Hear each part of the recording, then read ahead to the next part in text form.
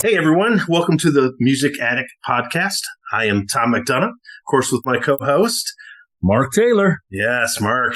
Well, we both are, if no one really knows us too much, you can trace us down pretty easily. We run a pretty good big ship at musicaddict.org. We've also done a lot in the music end of it. Of course, Island Studios in Chicago is not hard to find Mark anywhere on the internet on. And we decided to do this podcast for one particular reason. Music, of course. But I've always enjoyed music. Mark has always enjoyed music, I know. And we're trying to, get in some to where we get some interviews in. I've done several shows in the past, but one of the things I've wanted to totally focus on was music in this one, to where we discuss from people from the industry, interviews with up-and-coming artists, people who've been there, done it, been famous.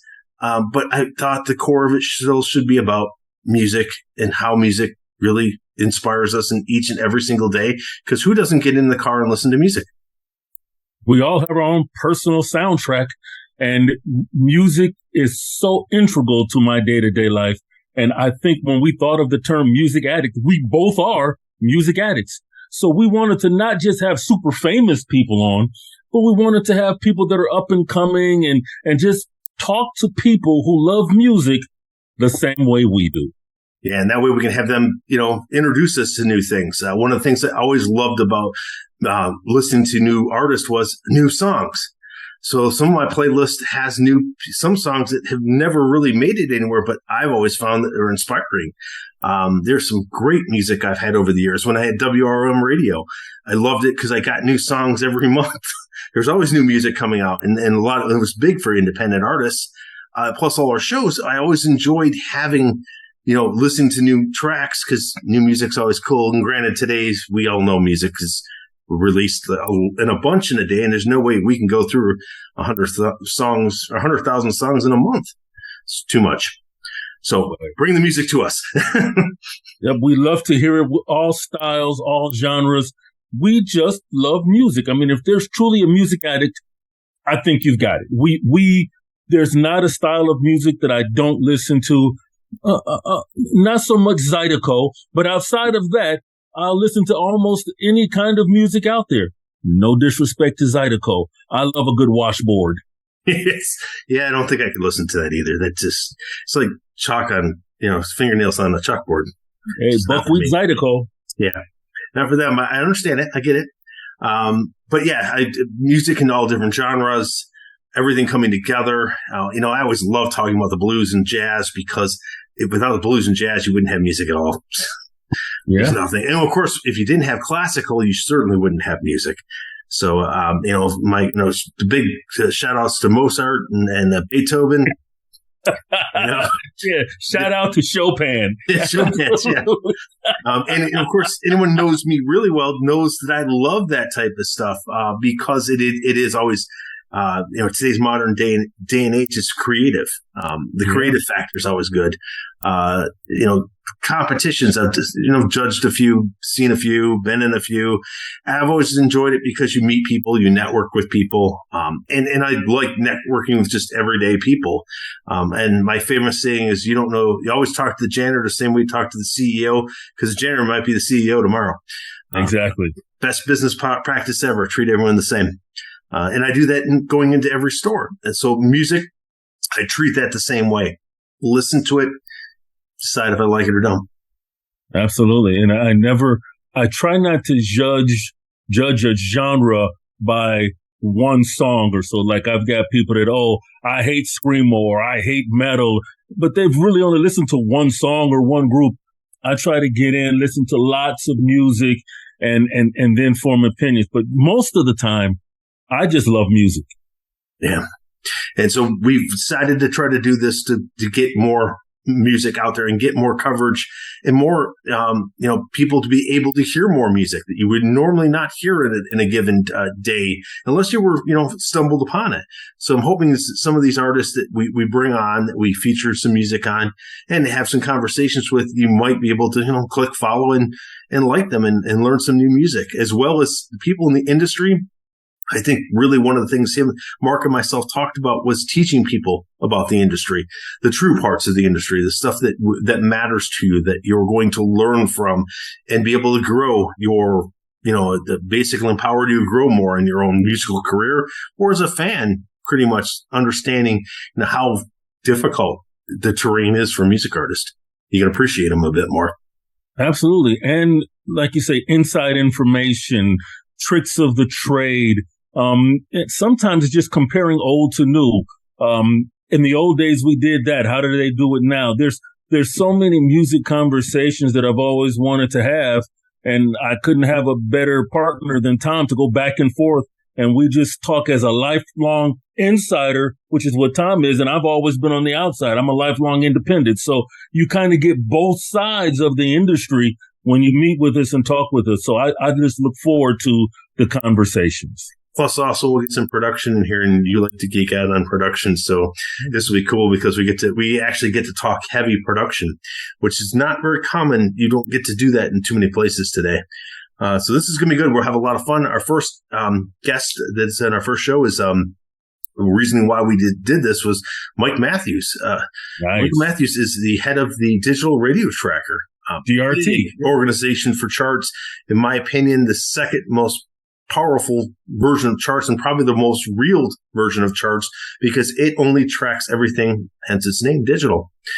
So I thought that was a great conversation, bring him in, talking about where DRT is going to in the next future, in the next year, in the next 5 years, in the next 10 years. They're growing it. I remember them. I started out with them at WROM a long time ago when he was much smaller, and now it's grown huge. I have been very impressed. So it's guests like this. Our second guest for show 2 is one of the big producer, Grammy-winning producer. Then we'll have some musical artists on. And then, like I said, we're going to bring in some independent music. We'll have some shows just strictly on that with maybe a couple of different artists talking to them or one show talking to them. Kind of a hodgepodge, different shows. Right. No two shows will be the same. It'll always be interesting. But there'll always be a musical theme. It'll be sometimes how-to, sometimes we'll geek out, sometimes we'll just be fanboys. We'll be like, wow, I can't believe we got this person on, and I've always wanted to ask you this, that, or the other. So I'm looking forward to where we're going. Yeah, so am I. So, without further ado, get down to our interview with Michael Matthews. All right, see you on the other side. I'm Tom McDonough, and this week my guest is Michael Matthews. Obviously, you founded Digital Radio Tracker, or as many of us call it, DRT, in short. First off, I know DRT well. We use it all the time at both my record labels. Many people in the industry considered it, and I've watched you. Remember, heck, back when I ran WROM, I remember from the fact of where you went then till now. So, honor having you because, again, we've known each other for many years. So welcome to the show. Oh, man, it's a pleasure being here, man. Always want to support your time and everything that you're doing. And they said we have a long history in things, and we love the support you've given DRT and joining your platform today to introduce us to yet a new audience you're doing. So love it anytime. Yes, I'm hoping that, obviously I've had a couple of shows over the years. I've always had co-hosts. So this was kind of like we're the one I'm not actually doing co-host every single show. And I'm going to flip them around. And matter of fact, I may even ask my guests to come back as co-hosts during the times for guests. And it was kind of one of the things I did before where I had a lot of the guests come back as co-host when we did This Moment in Time, when I had Dave Bickler as a co-host. And then when Mark Cassa and me did the decap, we did the same thing. And it was really a lot of fun. DRT, ultimately, that's been around. God, it's been around a long time now. Yeah, we're on our 12th year. Yeah, man, it's been 12 years already. Wow, yeah, exactly. Yeah, and you have done a lot. So DRT, for everyone who has no idea what DRT is, what in layman's terms does DRT or Digital Radio Tracker really do?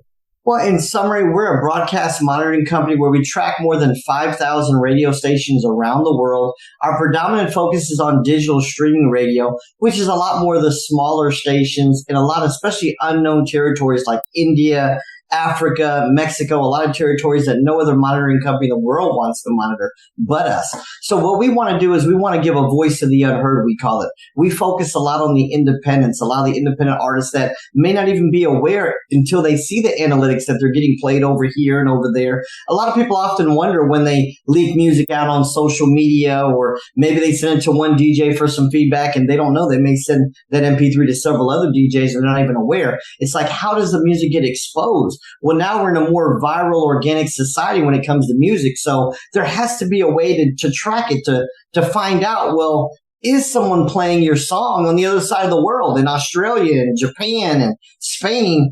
And there's really, before DRT, there was really no way of finding that out, because obviously at the time, the monitoring companies like Mediabase, BDS, and so forth, they were only doing just the traditional top 200 metro commercial FM market. So nobody was really paying attention to the whole streaming thing as it got bigger and bigger and bigger. And even back then, we used to always call everybody, hey, what are you guys doing? Are you guys, there's a lot of music being broke online, but nobody's able to track it. Nobody's paying attention. There's no royalties being paid. None of these types of things. Mm-hmm. And so the answer was always the same. Well, nobody's giving it a voice, so it's like, okay, until there's some kind of voice, you can't demand royalties. You can't demand the respect or the notoriety for these stations. So that's what DRT came in, is we came in and we said, look, we're going to be the voice for the unheard. We're going to monitor those untapped markets. We're going to be level the playing field to where the average radio station, whether you have 100 listeners or 100,000 listeners, you can be a monitoring station. We can include your data. We're not going to be prejudiced and say, hey, wait a minute, if you only have 50,000 listeners, or at least that much, then we'll add you to the panel. We're saying, no, we're going to give you a voice as well. You could be a chart reporter and impact our charts, because we believe everybody matters. So for us, it's about not just inclusiveness. It's being able to say, hey, look, you know what? Big or small radio station, big or small market, you should be included when it comes to chart data specifically. So that's why a lot of people look at our charts and they say, wait, it's very different. Obviously, you have some of those mainstream top 1, 2, 3, 4 artists that are probably going to be there because you're just getting extensive amount of airplay no matter what. But the key is, where's that airplay coming from? And the key is also that there's other artists included in those charts, such as MI5 artists, that saying, hey, wait a minute, you know what? We are somebody too. It's not just about the Warner Brothers and the Sonys and all these major entities of the world. It's saying, hey, we're out here banging and making noise, and we want our music heard just like everybody else. So we want to make sure they're included on the charts as well, and saying, hey, you know what? This is something that we're doing. This is music you need to be exposed to. And that's what we love about what we're doing here at DRT. And also, what I've always enjoyed over the years is you got the global 200, the independent 150, and then you have individual genres, rock, pop, sure. Exactly. Gospel, inspirational, R&B, hip hop, country, and all that, which drops down to the top 50, if I'm not mistaken, or 25 in some of them. But ultimately, that gives anybody understanding as an artist to understand where they're at between the independent 150, global 200, or in these individual. I always tell artists to look at the individual and chart in those. Where are you charting? Because you look at it, there's some very familiar names in those actual individual, like the rock chart. There's, you'll recognize some names, and that will give them an idea kind of where their music kind of really lies in, how is it being, accepted or not accepted in the system. And that's one of the things I've always enjoyed, that you guys have you've stayed that steady and haven't made any changes, other than you've improved over the years, but it's been steadily, consistently the same thing for the last 12 years. So that, I think, for artists is huge. Now, the big question comes down for how would you explain to an artist, what can they do ascertain with this information once they have that information? What do you think would be best to help them? Tom, like with anything, man, there's so many artists, managers, labels out here. A lot of them, they choose to sit on the analytics. And there's some that want to be proactive, that say, hey, wait a minute, you know what? My music's being played over here in Germany. Maybe I need to set up some interviews. Maybe I need to find other ways to monetize that information, sell merchandise, set up shows, do different things that you can then go further with it to grow. You can also use those analytics to maybe contact some of the other radio stations in those territories and say, hey, wait a minute, XYZ is playing me. Maybe it's something you should consider as well. One of the things that we've recognized about the DRT charts, a lot of people don't know, the Industry Trade Cashbox uses our charts. Hype Magazine, there's several entities that republish the charts. Some we're powering it. They put their brand name on it, but it's powered by us. Some are just straight up just reposting blogs and things. So you're getting a lot of exposure. These artists don't realize just how much exposure and impressions that they're getting. One of the things that's unique about our charts is we put the Spotify, Apple Music link, for example, the two biggest streaming outlets, where like we say it all the time, we play a big role in new music discovery. You will be surprised, Tom, the amount of people. We get calls from a lot of A&R executives at major labels, distributors. They're saying, hey, who's that guy? Who's that guy? They're so happy we have those links there. They click right on it. All of a sudden, they're checking your music out. They never knew who you were in life before that. So we actually played a major role in introducing a lot of music to a lot of these guys that otherwise they probably would have never even gotten that exposure. I know Akon has signed in artists from our charts. There's been several artists got deals with Def Jam. Jamie Ray got a deal with Epic Records now. All of these different entities that have used, that have seen, oh, wait a minute, who is this? I've never heard of this artist. It's amazing how much it has grown over the years. And one of the things that we're doing this year in 23, we're actually going to be expanding. I'll give you an exclusive here, Tom. We're going to be expanding to upward close to 10,000 stations globally. We've been working on it for a while. There's been a lot of requests from certain territories like South Africa, parts of Asia, parts of Mexico, that there's a lot of stations, you'll be surprised, Tom, that love your music, that play a lot of the rock bands you have and things. And they're actually asking us, hey, can we send them the music? How can they get it? And they want to be a part of the voice. They want to be a part of the global community that we've created and say, hey, wait a minute, how can we be inclusive? And we're letting them know, hey, look, come on, join the panel. There's a lot of great music that Tom and others have to offer that you need to be playing because your listeners want to hear it. And that's what we love about what we're doing is we're helping give a lot of artists exposure that they don't even realize they probably would never get. The key here, Tom, is global. We are in a global music industry now. A lot of these artists, they're still kind of stuck in that old box. Remember back in the daytime where everybody worried about a 200, 500-mile radius from their hometown?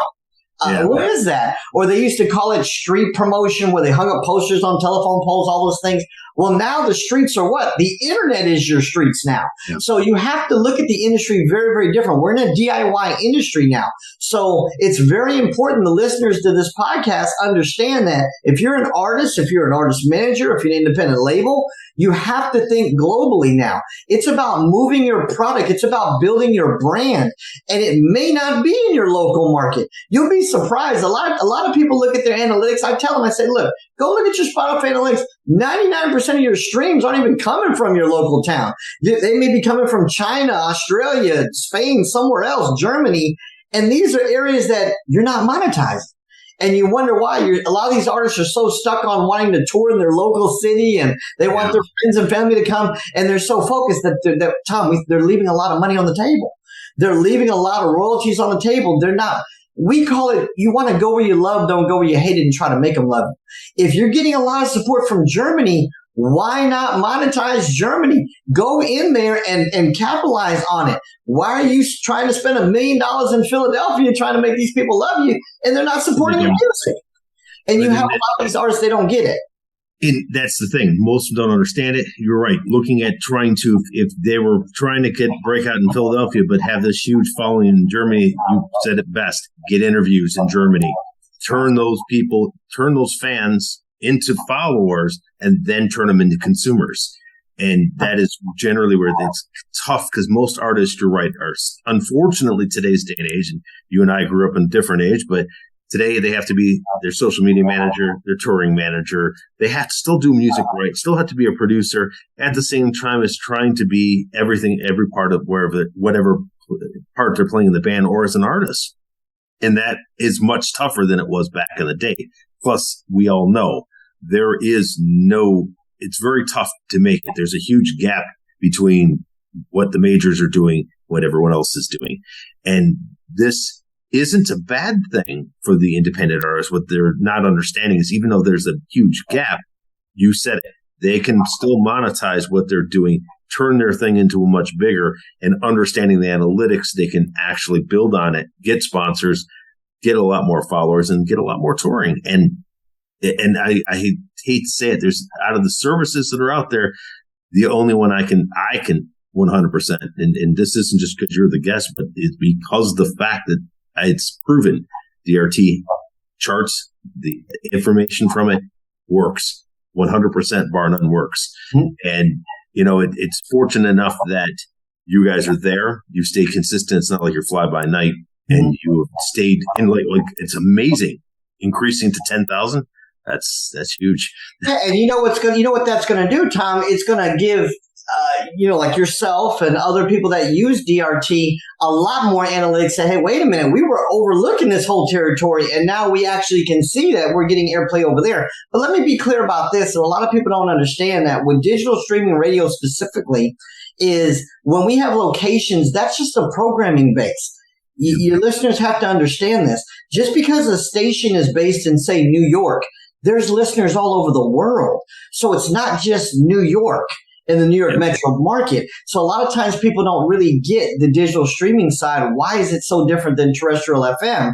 It's that it's global focus. So what happens is, because people tell me all the time, they say, well, man, we're doing a DRT campaign. Our song is on the chart. We've noticed our streaming numbers are starting to move, all kinds of things. And we say, exactly, because you have listeners all over the world. And when you look at your analytics, it's not typically coming from your local market, sometimes not even your region. And you'll find that, if you focus on monetizing that, what happens is you can grow your brand even faster. Because like what we always tell our clients, we say, look, you've got to get to 100 before you get to 1,000, before you get to 10,000. Of course, we all want the millions and millions of fans. But just think about it, Tom. If you have a band that's got 10,000 loyal fans, what you can do with that, how you can monetize that, shows, tours, merchandise, all kinds of things. I look at what I deem as, to me, it's undeniable. One of the most successful bands in the world is Metallica. And people don't understand. I love those guys. I'm going to be going out with them on their 72 Seasons tour, and it's going to be a phenomenal experience. It kicks off in August. And one of the things that I love about what they do, and I tell them this every time I see them, I say, man, just thank you for being an example for so many bands out here that just don't get it. These guys, to me, are the number one merchandising band in the world. I mean, you can go to a country concert, you can go to a rap concert, you're probably going to see somebody with a Metallica t-shirt. I mean, it's just crazy. You go to the local mall, you're going to probably run into somebody with a Metallica t-shirt on. And they do t-shirts to t-shirts to t-shirts. Everybody's a moving billboard for them. They got tons of merchandise. They do specialty stuff. They just bought their own vinyl plant. They're pressing vinyl, all kind of stuff. And these guys, they won't quit. And people don't realize why they are a $1 billion band. They're worth $1 billion. And people don't understand the commas involved in that. Like what band is a $1 billion band? There really isn't. So it's because they get it. They understand the art of it. And this is the key. Metallica isn't on a major label. People don't understand that. They're not labeled like MI5. They're on a label called Black & Records. People don't understand Black & Recordings. It's their own entity. They were on a major label, Elektra, but they have the fan base. See, once you get those numbers, it doesn't matter anymore. And they can continue to monetize and feed that fan base. So they've got millions and millions of fans all over the world. They don't ever have to put out a new song again in life, and they can live off of touring, live off of merchandise, live off of royalties. So when you think about role models like a Metallica, the bands that are listening to this, think about how do you want to build your brand? Because you are a brand. You're not a band. Most of the time when people say, I'm a band, they're not looking at themselves as a brand. They need to think of it as a brand. Branding is huge. Exactly. Yeah. If you build your band as a brand, like Metallica did, you too can win. You too can monetize and be able to capture that audience as you're building. And if you focus on getting that small amount, 10,000, and look at it, it's a big world we're in, the whole globe. If you can get just 10,000 fans out of this whole globe, you can eat forever in this business. But nobody talks about that. No, and no one focuses on that. And that's the thing is everyone focuses on one of two things. Either I failed or I need to be super famous. Exactly. And I always tell everybody this is the answer to this one. Every time artists come to me about wanting to be signed, and I say to them, there's two jobs, being a good musician and being super famous. They're two different jobs entirely. That's right. So the Mighty Men, look at the Metallica. You and I both grew up when Metallica wasn't on the radio. That's right. There you go. For all those, come on, and Justice for All. That's right. All that stuff was all great, but then they decided to take the turn commercial, and they did it right when they went commercial. That's right. The Black Album. They don't need to be on a major label. They have their own, but ultimately, you're right. If you do it right, you commercialize it, and if you get 10,000 in a global setting of what we're trillions of people, 10,000, all you need is 10,000 followers, 10,000 fans, and you're right. You can make a living. It's not hard. It doesn't seem impossible. And it's very doable. It's very doable. And charting, DRT charting survives forever. And that's what it is, Tom. A lot of them, they don't want to do the work. They want Tom to give it to them. In other words, Tom, will you give me 100,000 fans? See, They want it given to them. They don't want to put the work in to obtain it. Because once you do that and you obtain it, it's going to always continue to grow and perpetual. And that's the beautiful thing about this music industry that we all love. It's once you fully understand that and you understand the dynamics of it, it's really almost impossible not to win if you're willing to put in the work. But what so many do is their focus is on I got to get 10 million. I got to get 100 million, because everybody's so brainwashed, I call it, with the whole number thing. Okay, I need to have 50 million views on my video on YouTube. I need to have a billion streams on Spotify, because these are the terms we always keep hearing. But they don't understand the value of, if you have 100,000 views, real views on your video, the impact that can make. 100,000 real followers on social media, 100,000 real streams on Spotify, you will get a royalty check. There's a lot of things that come with the dynamics of this. And that's why we always get on these podcasts. I always try to encourage the business of music, not this whole music business thing that everybody talks about on the slang term. It's these bands and these artists, they're always worried about not the business. They're always worried about their craft. Hey, I want to be behind the mic. When's my next show? These types of things. And like I said earlier, we're in a DIY industry now. It's vital. It's very important that these artists and these bands, they understand the business. The more you understand the business of music is the more successful you actually be as an artist or band. And that's what I think the gap is. That's why we created DRT, because we wanted to level the playing field. We said, wait a minute. We want to make it affordable. We want to make it accessible for anybody to be able to tap in versus, you got to deal with these indie promoters and these elite guys. And if you don't have a relationship with this one or that one, you'll never get played over here, or you'll never get your music exposed over there. And we understand, we all know every industry has its politics. It's going to be there. But the reality is it's 2023 now. You cannot promote a band or an artist in 23 the same way you did back in 1993. You remember them days? Back in them days, yeah. Yeah, and you have a lot of guys still trying to do that. And we're saying, hey, wake up, wait a minute, smell the coffee. You cannot do it like that anymore. It's a new, different age. And so that's what and I'm so thankful that you're doing these types of podcasts. And it doesn't matter whether you have one listener or you have 1 million listeners, Tom. It's about lives. It's about being able to make an impact and letting people know, hey, wait a minute. There is ways. There are people like Tom and myself that are willing to give back, that are willing to create opportunities and open doors for that next. Because one thing me and you can both testify to, nobody knows who the next thing is going to be. None of us. None of us do. But we've all had it pass through the hands where you say, wait a minute. I remember, I can tell you stories for days. We had Eminem, we had Christina Aguilera, T-Pain, Nelly. We've had so many artists when nobody knew who these people were. They came to us in the beginning. Hey, will you promote my song? Will you get my song played on the radio? All these types of things. Everybody has to start somewhere. And that's what people don't realize with these bands. I remember when I toured with Gwen Stefani and her band, No Doubt, they were performing in front of 20 people. And I was one of the 20. It wasn't even that many people. It's just a handful of us. And to see her career grow and perform in stadiums and Vegas Red Sox, that's like, that's Gwen. That's the same Gwen. You know, she hasn't changed. Exactly. Hadn't changed. And the crazy part, performing the same music. Yeah. The same music. The only difference was time and work ethics. She put the work in and allowed time to take its course, and she was consistent and kept building and building and building. And that's ultimately what it takes in order to be successful in this business, is you've got to be consistent. Like you said earlier with DRT, we've grown for 12 years. We're not the same as we were 10 years ago. We're not the same as we were 5 years ago. Look at what we're about to do. We're about to expand to a lot more stations because the demand is there. The voice is there. People are starting to click in and say, wait a minute. You know, and I'm now hearing about you. Good.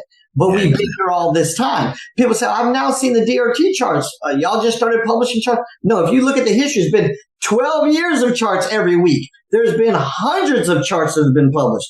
So the voice is there. If you go and you Google that and things, that you'll see. And people say, wait a minute. Because a lot of times when artists are doing their press releases and doing different things and they're posting, hey, we were on the DRT charts back in 2014. You know, and people are doing research and they're seeing, they're like, wait a minute. You know, yeah, that stuff is there. You can't deny that when those things are published in different magazines and blogs and things. That sticks. We now have the DRT certified plaques, man, which is, you can see, oh, that's right. This is an audio, but this is a video. You'll see some behind me on the wall. They're incredible because what I'm telling people is that there's 10 slots on that plaque. So even if you're not that artist, you might have been around that artist. You're getting exposure. You don't know whose studio that's in, what record company that's in, what radio station that plaque is in. And people say, wait a minute, I'm looking at this artist, but who, number 8 over here, who's this artist? You know, it's a lot of impressions and exposure that things get. You never know who's watching. You never know who's looking at things and saying, hey, wait a minute. So what we always tell people, it's not just about the DRT charts, it's about all charts. You want as much exposure as you can as a band, as a new and developing artist. There's nothing too big, too small. Yes, everybody wants the giants. We all know who they are. But at the same time, you got to look at all the stepping stones. You got to look at everybody else that's along the way that says, hey, wait a minute. Like I said earlier, you got to get to 100 before you get to 1,000, before you get to 10,000. So if these other entities help you get to that 10,000, you can't say there's no value there. Exactly. And things, because when you try to jump straight to the mountaintop doesn't give you the 100 million. You know, and that type of thing. That's what people think, and that's what they expect. We've seen it happen many times. Artists have been on Billboard charts and top of the iTunes charts and things. We call it here today, gone today, because 2 weeks later, you don't even hear about them no more. You're like, well, who's that? Where'd they go? What happened? And it was just like almost like a fluke, come and go. What do you want? You're trying to build a longevity to your career. You're trying to build a stable brand that people are going to connect with. And then once people connect with you, you're golden. So that's what we're about at Digital Radio Trackers. We're trying to help people connect those dots. We're going to be doing a lot of things coming up here in the coming months that's going to do just that. That's going to be connecting people with various podcasts. Different artists are able to get additional PR, all those types of things. We're looking at some video support service, other things that nobody's doing in order to help give people more exposure, because that's ultimately what it's about.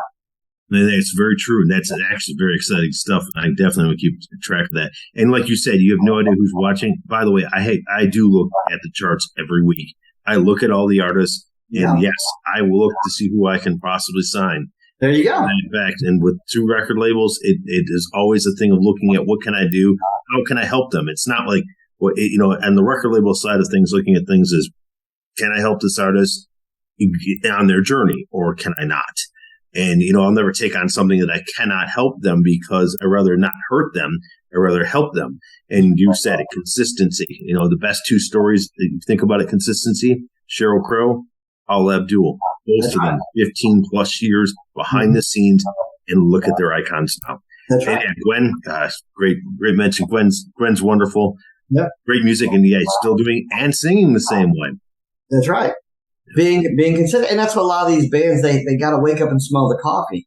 And I love it that you gave that testimony, Tom. You're one of, many that, like you said, you look at those DOT charts, you say, wait a minute, who's this band? I never heard of it. And you probably click on the Spotify link, let me discover some of their music. And then you might find, hey, wait a minute, you know what? This is somebody I may want to connect with them and possibly sign them or introduce them to my distribution or whatever it may be, your services that you offer.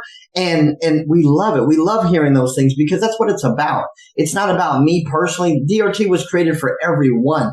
A lot of people have started calling us the people's brand because and that's what it's been. It's been more of a community of people saying, hey, wait a minute. You know what? I want to be a part of this because I'm understanding. And that's what I love about Tom. You get it. You understand the community activism of what we're doing because you're connected to artists in Canada and United States, all over the place. And that's what it's about. And if we can help you build a bigger voice for MI5 and what you're doing with your labels and your podcast, that helps everybody grow. It's win-win for everybody involved. And that's what we find the problem in the music industry as a whole. There's so many people that don't want to work together and say, hey, you know what? This is me and mine. This is my platform over here. This is what I'm doing over there.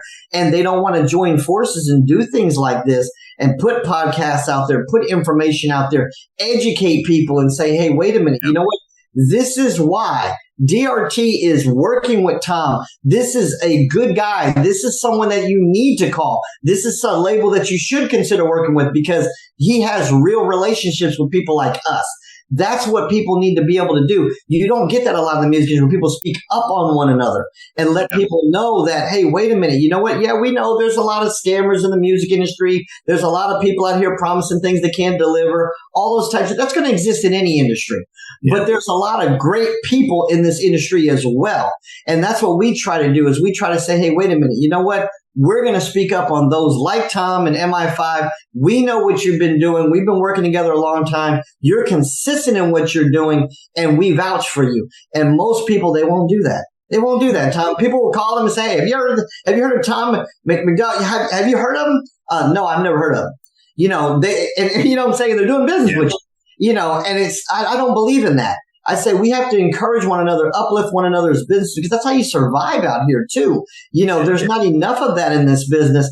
And definitely, I know if there was a band came across my desk that's looking for an entity, I would definitely recommend you highly and say, hey, look, you know what? This guy knows what he's doing. He's been grinding for a while. He works with a lot of great bands and things, and he can point you in a lot of directions and things. But if you notice, I haven't called you, and there's a reason for that because I'm not going to waste your time. You see what I'm saying? So when I do call you, I know you're going to answer the call. You see what I'm saying? Because you say, okay, Mike got something. And this, you know what? It's worthy of my time to check this band out. You know, this just makes sense. And that's what you also want. And I want to show that with your listeners here is you want to be careful in this industry because the number one reason why a lot of bands are not successful is not because their music is not any good. It's because people don't take them seriously in this business. That's what focus should be. Your number one focus should be, how do I get people in the industry to take me seriously? Not how do I make the greatest music in the world. When they say the greatest players are still on the home basketball courts, they're not in the NBA. You know, the greatest players to play the game, they're still in the hood somewhere, you know, wherever it may be. And they just haven't been discovered yet. Same thing with bands. Some of the greatest bands in the world are still in the local bar, man, you know, and things. And it's because a lot of the industry hasn't taken you seriously yet. And if you can just figure that out while you have great music now, the rest is gravy. I mean, you'll take off from there. And I've told so many independent artists that. And some listen and some don't. They go back to, okay, yeah, I'm going to keep producing my great music, but they're the only ones listening to it. And they say, well, the music industry is full of a lot of gatekeepers, a lot of politics. They have excuses. Oh, they don't want to play my music over there. And it's like you mentioned Metallica. Metallica, no radio play. There's a lot of artists that they weren't able to get commercial radio play, whether they couldn't afford it, the connections, or whether people felt the music wasn't up to standard, whatever it was. They didn't have it, but they still made a way. They found a way to still become successful. Because at the end of the day, if you have undeniable talent, it's just that undeniable. You present that to enough people, it's undeniable. Nobody can stop you. There is no gatekeeper that can say, hey, look, you know what? You will never be successful in life. You're the one that's keeping you from being successful. So you've got to be willing to step up, go against the grain, do the things that maybe others aren't willing to do, sacrifice, and put your brand out there and let people know this is what you have to offer. This is what makes you unique from all the other bands out here. And you keep saying that and telling that and preaching that to enough people, sooner or later it's going to fall on the right ears and you're going to get your break. But what I always say with that is when you get your break, are you prepared for it? Yeah, exactly. When the knock comes on the door, are you ready? Man, and most of them, Tom, are not. They're not ready. Say, hey, you know what? Are you interview worthy, but you want to be interviewed by all the great magazines out here, Rolling Stones and all stuff. How many interviews have you done? What are you talking about? What have you achieved? Well, I want to be able to tour in arenas with 20,000 people. Well, are you performing in front of 500 people? What are you doing to prepare yourself, your craft? You know what I tell a lot of bands? How many shows, how many tours have you gone to? And most of them, they say none. I'm busy working on my craft. See, that's a big mistake because it's not about necessarily what you're doing. You also have to pay attention to what everybody else is doing. Yeah. So you need to go to these other shows. You need to see what are their fans like? What are they doing? What's causing people to be engaged with them that maybe you're not doing in your show? Get some tips. Maybe look at some of the vets out here. And also go to some of the other shows of some new artists that are maybe even smaller than you. Have fun. Understand your craft. Most of them, Tom, they don't want to do it. They don't want to do it. That's what I said. They don't want to put in the work. No, they want to put in the work. They want you, like you said, they want everything handed to them. And that I've come across multiple times where having conversation with new artists, trying to, you and I sound identical. My interns would tell you that 100%. And it is because you and I are veterans, have done this. And it's not because we're great. We are consistent. We've stayed at what we've done. We understand that you're right. Teamwork is spelled not with an I. That's right. We have to do this together. We have to, move forward. And the same thing with these artists. They got to understand they have to work to build themselves, to grind it, to get to where they're at. We've been doing this for many years. I'm 28 years at this. And I just hit 30. Yeah. Yeah. So it's, it's like it just doesn't happen overnight. And your dreams don't happen in a nanosecond. It takes time to build dreams. Otherwise, dreams we wouldn't have dreams because everything would just be like heaven. Everything would come true. Exactly. And it doesn't happen that way. The other thing, Tom, most of these artists, they're looking for someone to blame. Okay, Tom, you didn't put me on tour with Metallica, so therefore it's your fault. I'm not successful. My answer to that is if I was to put you on tour with Metallica, for example, what would you do? How would you handle it? Are you ready for it? So it's not the other way around. I'm not successful because you don't know where those opportunities are going to come from. And that's what I look for with talent I work with is I say, wait a minute, what are you doing for yourself? Not what about what I can add value. Me and you add value to everybody's career all the time. No, it's what are you doing to add value to your own career and make others like Mike and Tom want to come in and help you. Yeah. That's what it's about. That's the key that I learned in this business is that getting people to take you seriously. You'll be surprised how many doors will fly open when people see that you're being proactive and what you're doing. They want to be a part of your movement, part of helping you build your brand. They get excited to help you and so forth if you're doing your part. And most of the time, that's where the hole in the program is. That's where it lacks at. So, we're excited at DRT, Tom, to work with all the artists you have. Even the artists that are listening here, there's a lot of opportunities. Contact Tom, and he'll be able to share things with you as far as programs and various ways to get your music exposed. That's what it's got to be about here. It's got to be about getting your music exposed and letting your music speak. Because you'll be surprised, Tom. Me and you grew up on a lot of different music. Music has changed a lot. Some of these songs we hear today, I tell people, I don't edit our songs. And when they say, what do you think about this? I'd rather not even tell you what I personally think about it because you don't know. There's been so many songs that have come through my hands that I personally thought, man, you know what? This is not going to work. Nobody wants to play this. This is not going to happen. And they wind up blowing up. And there's other songs you think, man, this is a great song. This should do very well. And it never goes anywhere. Exactly. It doesn't really go anywhere. So I've learned that in my 30 years. I said, you know what? I'm not doing it no more. If it's hot to you, it's hot to me. Let's go. And let's focus on putting it out there. Let the people decide. And that's what we're about here is let the people decide. If the people say, hey, look, you are the next Metallica. You're the next Megadeth. You're the next Anthrax, whatever it is. Then you know what? Then you must be. If they don't say it, then you're not.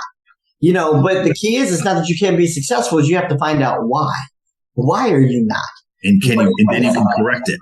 That's right. Move forward. Instead of putting out the same music every month, putting another song out and never, ever learning to why it's not being successful. And that's what people are doing. You see this on Instagram all day long. That's right. One song out next month, another song out. Well, what do we got going on here? Are we going to make any traction with that? And then that's what DRT is 100% extremely useful for, especially even for veterans and for new artists to understand, do people accept what you're doing? And if so, then you can build on it. If not, then you can discover what went wrong and correct it moving forward. And that's what we always tell people is, look, don't beat up who is playing it. Find out how you can get others to play it. But you also want to look at your other links. Are you streaming more? Are you getting more social media engagement? Look at everything you've got going on, and then you can see, is something really working or not? Maybe it wasn't the right single. Maybe you need to get back in your bag of tricks and pull out another record. All of these types of things until you find one. But the key is to be consistent. I mean, Tom, most of it, if the first single doesn't happen, it's over. They're ready to hang up the mic. You might have to use that first single as a stepping stone, be able to get your what we call your buzz record, get some notoriety to your brand, some exposure. And then you need to come with that follow-up single that's even more commercially viable and say, okay, wait a minute. I thought I kind of liked that first song, but I really like this song. Then people want to, okay, let me check out what else they have to offer. What are they going to come up with next? And then follow the journey. Yeah. There you go. And now they're walking with you. That's why they call it followers. They're now following you. They're continuing the journey with you versus just, hey, I'm tapping in for that given moment and tapping right out. You know what I'm saying? Exactly. You want them along for the ride, not for the one I caught you, listen to, then never listen to you again. Exactly. It's all about the journey. Yeah. So one of the things that I know 2020, we came out with those plaques. Mm-hmm. No one else was doing that at the time. I don't think anyone's still doing it at this point in time. Right. And tell everybody about those plaques. Those things are quite amazing. Yeah, we're excited about it, man. I mean, we stay excited about it.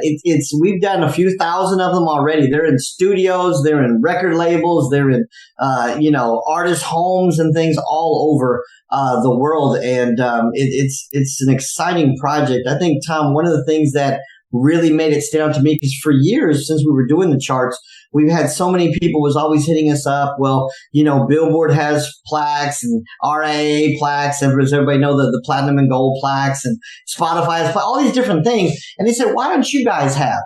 And the reason why we waited so long was because we wanted to do something that was so creative, so innovative. One, we wanted to keep it at an affordable price, but what we wanted to do was we wanted to offer something, not just a plaque on the wall. We wanted to be a real commemorate what that artist or what that band, what that stood for. And so we developed an augmented reality technology within the plaques where you actually can add your video to the plaque. So it's not just a plaque on your wall. You can pull out any smart device. If you want to add that video enhanced feature to it, you can scan the plaque and it will play your video in it. So 10 years from now, you're just showing your grandkids or something or whatever it may be. Hey, look at what I did. You know what I'm saying? And check this out. Or even now, currently, you have it in your studio, you have it in your office time. You say, hey, you know what? Let me show you something cool. It's a great conversation piece. And now we know, especially with this new generation, it's all tech savvy. So we wanted to add, so we're the only plaque in the world that's doing it with augmented reality. So if you see, and I'll go there, if you see Billboard, Spotify, anybody else do it, they got it from us because they took the idea from you. Exactly. We were the first to do it. Of course, it's not patentable because it's augmented reality technology, but we've been doing it now for the last 3 years.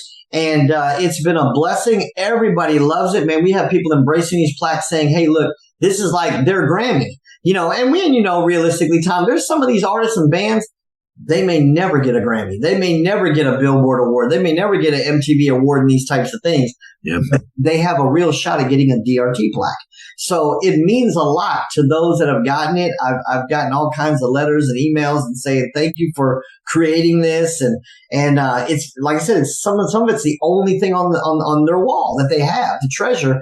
And there's even been some artists that have actually started collecting. We've noticed some artists have, 9 of them on their wall. They've done multiple singles and over the years. And Like Carson Luters, he's had 5 singles on DRT charts before he now has a major deal with Def Jam. He was signed to Timbaland's label, Mosley Music. Yep. And he's done very well. If you go on his Instagram, he got over like 3 million followers and stuff. People kind of compared him to like the young Justin Bieber and that kind of a thing. And he's done very, very well. And it was an honor for actually the reason I'm bringing him up, because he was the first DRT Black. He was the first one to get a DRT Black 3 years ago. And it was like, okay, to commemorate his singles. And it kind of kicked the whole thing off. And then him, right after that, he got to deal with Def Jam Records, a major record label, and it was just phenomenal, like this whole thing. And so even to this day, he can treasure it as that was his first thing. So he goes off to win Grammys and everything. Those are great. But what's special was the very first thing he had, DRT Black. The one that means most first. Yeah. It's kind of like us as executive. You remember that time when that first time you had your first artist got played on the radio, the very first time they got played, there's no feeling like it.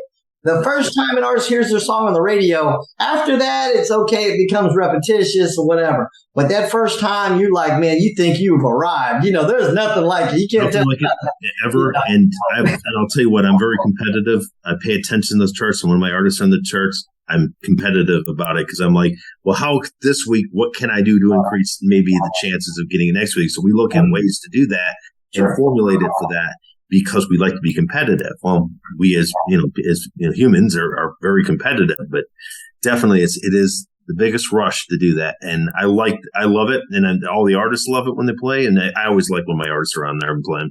And I will add this, Tom, and again, I'm sure your clients are listening now, and maybe some new ones as well, is that you have to utilize these charts. Don't just look at them and admire them. Post them on social media. Do press releases. Mention, hey, I'm number 10 on the charts. I'm doing this. I'm doing that. These are things that where your audience can get engaged with. They want to hear that, hey, there's some momentum. There's some movement with the song. You never know who's reading, who's watching, who's seeing that post. You never know. You never know, man. People follow DRT page. It's funny because I get calls all the time. They say, man, I saw you over there with this guy or that guy, because everybody knows I'm all over the place. Yes. And I'm always meeting different artists, and I'm the living example of this. I'm the best PR for you. You know what? I'm not waiting, and this is what it's about. That's what this podcast is about tonight. Don't wait for somebody to tell your story. Don't wait for somebody to get out here and promote your band. Do it yourself. And that's what I do all the time. I say, people say, why are you doing this? Why are you doing it? You don't have to. No, I'm not going to wait for XYZ employee, or I'm not going to wait for this person to do it, that person, the publicist, all that other stuff. I will get out there, and I'm talking to anybody that's willing to hear. I remember when I first talked to her, you might have heard of an artist called Billie Eilish. I didn't know her at the time. Big pop star, known all over the world. I didn't even know who she was. And a friend of mine said, hey, you want to meet Billie Eilish? I'm like, who's that? I don't know. I'm sitting there. I want to talk to Lady Gaga, somebody, I know. I don't know who that is. And so I passed on her. And then they called me again. They said, Billie Eilish is coming to your town, man. You want to talk to her? Tell her what you're doing or whatever. No, are you sure?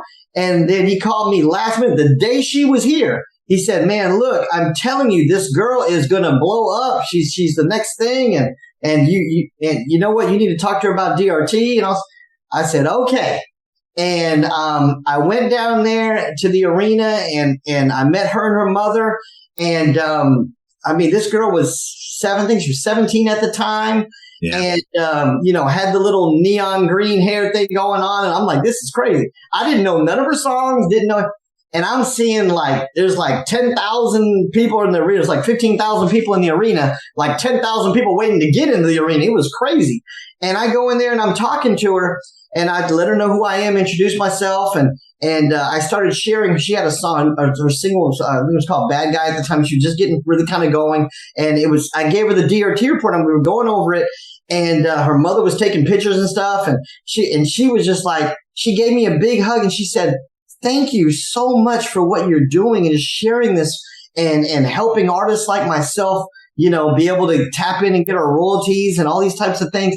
I was overwhelmed. It changed my whole perception of her. I'm now I'm a Billie Eilish fan now. I want to go see her next show and stuff, and just a phenomenal person. But I share that story to share that you have to be that storyteller. You got to get out here and you got to be your bullhorn.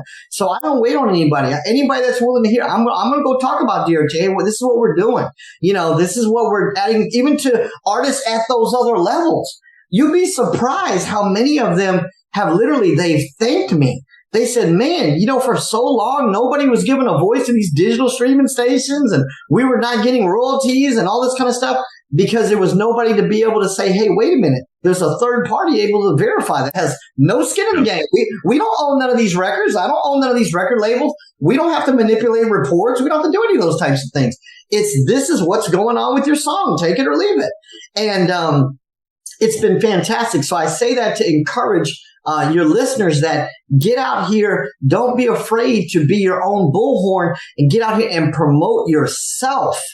That's what the whole social media thing is about. Don't be afraid to go out here and tell everybody. Take pictures everywhere. Post everywhere. You're on the charts. You get a plaque, man. Take a picture with the plaque. Post it up. Send it out to blogs and things. You'll be surprised how many people all of a sudden want to do a story on you. Tell us about that plaque you got. Hey, your song's number 10 on the charts. They didn't even know you were before. All of a sudden, now they want to do a write-up on you. Now you're getting more video views. They've got viewership. You can start to create your own viral effect. So I always tell people, use DRT. Build your own PR machine. If you're sitting there waiting to be on the Billboard charts or waiting to be on the top 10 on the iTunes, you may never get there. I don't know that. You may be waiting a long time, and what do you have in that gap? Time of nothing. So you have to utilize what you got. Don't sit on your hands. Utilize what you got and make an impact in your career, and you'll be surprised. When I started doing that, Tom, I'm telling you, you'll be surprised how many people call me. They're calling me now. Hey, know what? It kind of reminded me. It was funny because we were all watching Corbin, the late night, he just retired, right? And that carpool karaoke thing, everybody knows that was an idea that they didn't want to do. Everybody laughed about it. Oh, man, nobody wants to do that thing. And, of course, we know he was able to convince Mariah Carey to sing on it and get that going. And it's like that thing grew where people were calling, how can I get in that car with you? It became the thing. You were like nobody unless you're doing carpool karaoke with this guy. It's crazy. And you've got some of the biggest stars in the world, like, they want to do that. It doesn't even matter that they're selling out arenas and stadiums, and they want to do that. And that's what started to happen with me, because all of a sudden I'm getting calls. Hey, this such and such wants to meet you. Want to hear about what you're doing with DRT? And I'm like, what? This is crazy, because they've seen me talk to so many people about it. And so what you'll find, and I share my testimony with your listeners because I want them to realize that, because some people say, well, it's easy for you to say. It's easy for Tom to say because you've been in the business for so long. No, it's not. I just started doing that 3 years ago. And it was right before the pandemic. It was crazy. And it was just like, hey, you'll be surprised when you put your hands to work, man. Got to get in it. It'll get blessed, man. So many things start happening. Tom, like unbelievable. I couldn't even imagine when I started, man, the rooms I've been in. I mean, right before 2 weeks before the pandemic shut down in 2020, the last person I was with was Oprah Winfrey. I couldn't even believe it. I was in the same room. I'm like, what? That's Oprah. I grew up watching you on TV, man, your talk show. I mean, it was crazy. And she was sitting there giving me advice about DRT. She's a media mogul. Everybody knows that. And it was just like, I couldn't believe. I was just in awe. If you want to say priceless. Yeah, it was priceless. I mean, here this woman's a $1 billion woman, and she's hugging me and talking to me and squeezing me and like, hey, man, you're next. And I didn't even realize until after we took the picture together, she was pointing at the camera to tell everybody, look, watch out for this guy. He's next. I'm like, what? And this is Oprah Winfrey. I mean, and then 2 weeks after that, the whole damn country shut down on us. It was crazy. Exactly. But I thought about it, and I said, you know what? What if it would have just happened 2 weeks earlier? I'd have never been in the same room with Oprah. Obviously, with COVID, nobody was getting near her, and it was just bananas. And I said, you know what? Look at what can happen if you just set your mind to it. You put the work in, even in the midst of it. And then I can go on and on about the names of it, even during the pandemic. I mean, it's been crazy. There's been people who made exceptions for me in spite of the pandemic. They say, no, you know what? We don't even want to meet our fans. We want to talk to this guy. I'm like, I mean, it just got crazy. And I just say, you know what? Thank you, Lord. I say, you know what? I'm just going to keep doing what I'm doing. I'm not waiting on the next person to talk about DRT. We're going to get out here and we're going to do whatever we can with our resources and our time. And I want to be that living testimony to people. So trust me, if I can do it, any of your listeners, they can get out there, promote your band, promote yourself as an artist, get your brand out there and build by any means necessary. That's the best advice I can give them. And the same thing, think about this, DRT, affordable. Also, during the pandemic, I told this to a lot of the artists and bands, it's like touring. You're getting your music and stuff in front of people. That is exactly what it is. That's part of what it is. And then using that, and use it on social media, whatever. It is also a resume builder. Ultimately, in the end, these charts just survive. They do not disappear. It's not like one day you're in the top 10, but no one knows about it. Like you were saying, when people disappear, but you can use these things as a resume builder in the ultimate end and try to keep sustainability. And that is where a lot of people can use that to further their career, but they have to put in the work. Exactly. I'll give your listeners a little tip before we shut it off, Tom, here. Let me tell you guys something. I've gotten calls from executives at Sony, Warner Brothers, and several other major entities that, let me tell you something. People don't even know this, Tom. They're watching. They're literally watching, and they'll say, you know what? I noticed this artist on your charts. What's going on with them? And we'll tell them, hey, look, man, you know what? It's one of Tom's artists, man. They're a great band. You know, they're out there working. They're doing their thing. And they said, well, we're going to keep an eye on it. The reason why I'm sharing that exclusively on your podcast here, Tom, is because what your artists need to realize, and many of the artists that are listening, is that you need to be consistent now more than ever. Because if these guys are watching, what they're looking for is consistency. They're looking for who's standing out. They're looking for who's making any kind of noise. So think about it. If you're already on their radar at Universal and this company, that company, wait a minute, and you're continuing to be consistent, single after single. They say, oh yeah, we've noticed this guy has got 3 singles, been on the DRT charts in the last year. They're serious. They're one to watch. There may be somebody we need to call. We need to maybe take a meeting with Tom and see if we can do a joint venture deal or something with it. Yep. These are things that are real. This is our reality. And I know they get tired of hearing. That's why I'm saying it, Tom, and not you, because that's what happens. People don't understand how these things take place. It takes place from people watching and talking and recommending and different things that are going on behind the scenes. And people say, how are they getting all the breaks and I'm not? Because they're doing things that you're not. And that's what you got to do. When you hear things like that and people are looking and watching, you need to be there by any means necessary. People need to call right now as we get off this podcast, say, Tom, how do I get on them charts you've been talking about for the last hour? You see what I'm getting at? And how can they work together with you to get the exposure that they need? That's what it should be about, because trust me, they're watching and they're looking and they're saying, who's next? And if you're not getting that exposure, you won't even be in the running. At least if you get some exposure, there's a chance. Because we do know, Tom, a lot of these bands, they want to be signed. They want to be signed. They do. And that's been inbred in the music industry for years. Man, what's your goal? I want to be on a major label. And now we know things are different. What they really mean is we want the politics of a major label. We want the staff of a major label. We want the investment dollars of a major label. That's really what you want. Because if you had the staff, the resources, the district, everything, an independent can give you all of those things as well. And things if they have that infrastructure together. So independent can give you the politics, can have the resources to promote your music, all those types of things. They can have a big staff and all of that.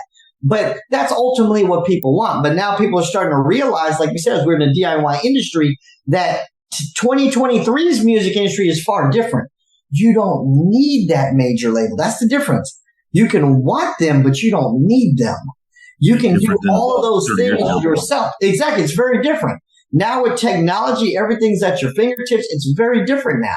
So you can build yourself up in a different way, and you can look at that major now as a potential investor for maybe an exit strategy, partial exit in the future, not so much that, hey, I need them to get my career off the ground. No, you don't.